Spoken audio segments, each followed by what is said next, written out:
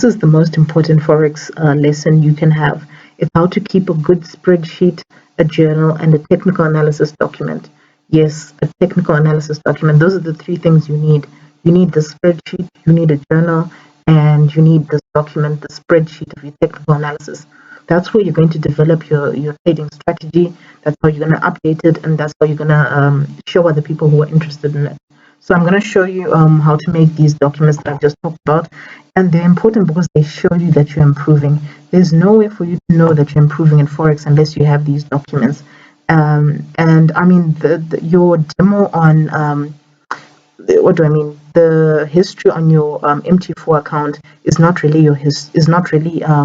your trading records. So that history on your MT4 is not your trading records. And you're going to see why it's so important.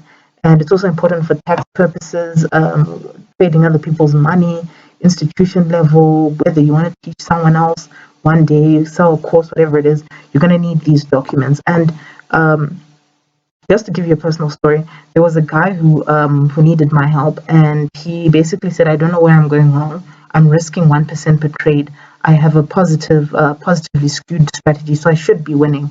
And I remember going through his history on his MT4, and I remember telling him about this. But I also said, "Did you know that like 80% of his losses were coming from this one pair, right?"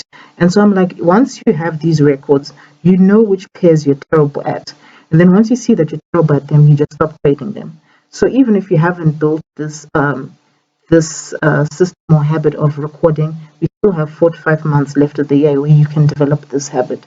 So this is the first thing. So I labeled this 2021, as you can see, and this is an example on August, right? So you first column, you put your pair. As you know, I like to focus on highly volatile pairs. So a lot of them are exotics. My favorite being US dollar rand and euro rand. So then you go to pattern, right? What patterns are you trading? Rising wedge, head and shoulder, dead cat bounce, whatever it is. And then next is position, long, short, long. And on this note, on this column here, you'll realize that a lot of people actually have biases. I was reading about this, that if you look at most traders, some are more biased and some are more sell biased. So we have a tendency, and I don't know what causes it, it's usually a buy bias. So you'll see that during a bear market, you should have more short positions than long positions. And during a bull market, you should have more long positions than short positions. That just tells you that you're trading according to the market patterns, right? Market waves, whatever you want to call them. And then win rate. I've talked about win rate, and Dr. David Paul does a great job on explaining what happens. Basically, he just explains to you about losing streaks and how they happen in clusters. And so he actually says the higher your winning rate, the greater your losing streaks. So you may have very, very long losing streaks if you have a win rate of like 76%. And I've talked about how you really don't have to be winning 76% of your trades. Like more than 45 is excellent. Like if you have a win rate of more than 45% and your risk to reward is excellent, then you're on the right track. Next thing you want to look at is your risk percent. This is really important, and as you can see from here, I've put 3 here, right? And the reason why you really shouldn't trade the same risk amount. I know a lot of people say don't risk more than 1%. You really need to be varied, and how you determine this is by this column here. So as you can see, since I have a high win rate of long positions, 76% win rate on long positions, that's buying the US dollar MXN on a rising wedge. What you should do is actually, this should actually be a short.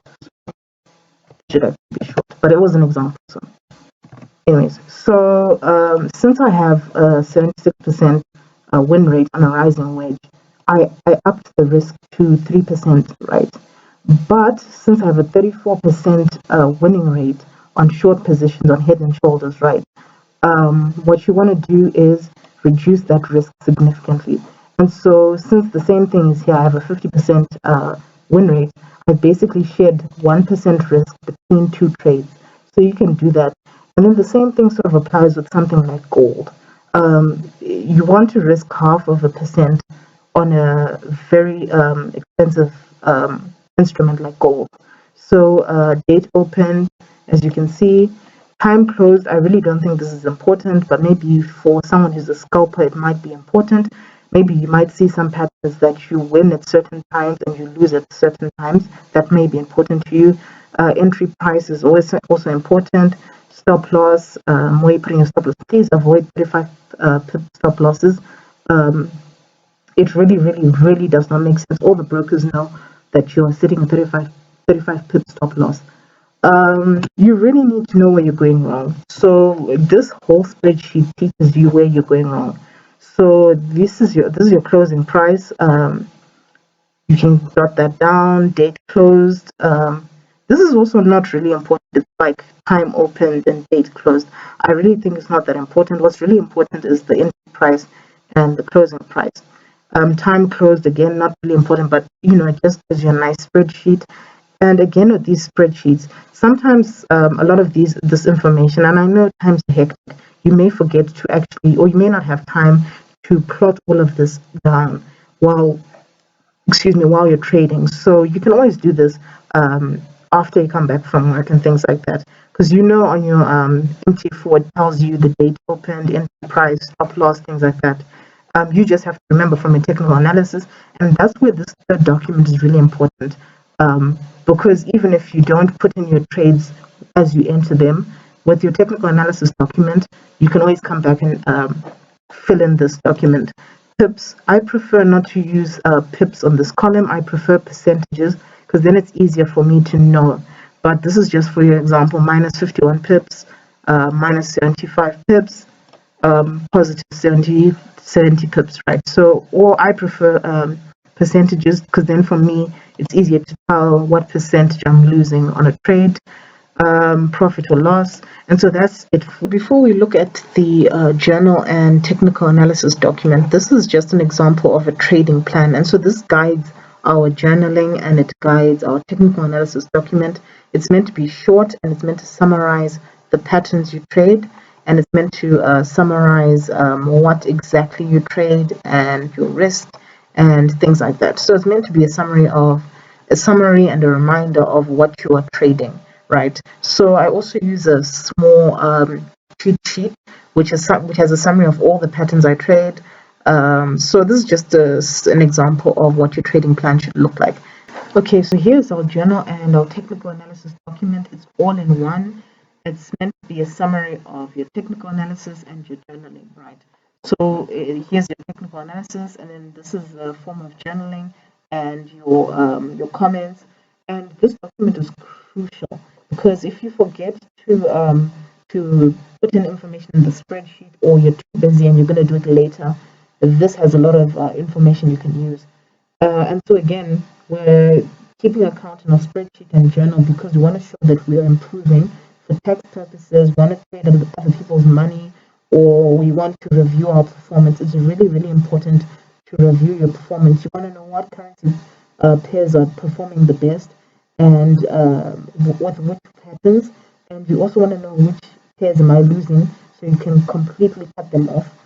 You want to make sure your risk allocation is done according to the pair and history of that pattern, right? So let's pick it up from there. This is an example of US dollar. So what I mean when I say your risk allocation must be done according to the pair and to the pattern history. I am very good at trading US dollar rand and US dollar euro rand. So the US dollar rand and the euro rand. And I think it's because I'm closer to South Africa and you get